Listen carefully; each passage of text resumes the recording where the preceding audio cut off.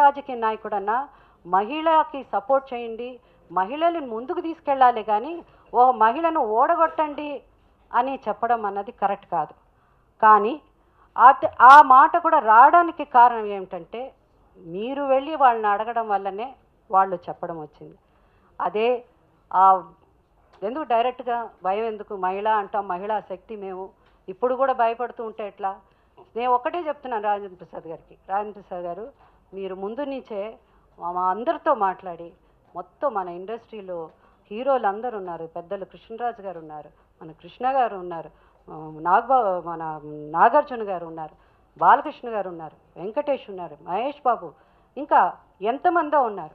అందరినీ కలిసి మాట్లాడి నా దగ్గర వచ్చి మాట్లాడుంటే వేరే విషయం.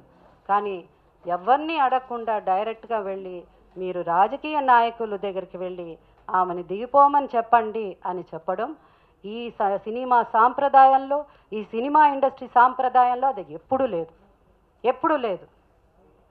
కాబట్టి చాలా చాలా హర్ట్ అయ్యాను నేను. అది హర్ట్ అయిన దానివల్లే నేను ఇంకా చేయాలి, నేను సాధిస్తా, నన్ను ఎందుకు ఎవరు ఆపుతారో చూస్తాం అలానే. కానీ ఇప్పుడు behind every men there is a successful women, but behind every successful women also men ఉండాలి. ఈరోజు నాకు ఇండస్ట్రీ తరఫున చాలామంది మెన్ సపోర్ట్గా ఉన్నారు.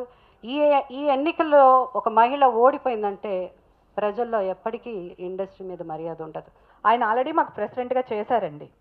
చేసినప్పుడు మేము దిగిపోయి ఆయనకి హ్యాండ్ వర్క్ చేస్తున్న కోట్లలో ఆయన కూర్చొని ఒక ఇల్లు కొన్నారు, అది 75 లక్షలు. ఇప్పుడు దాని విలువ 15 లక్షలు.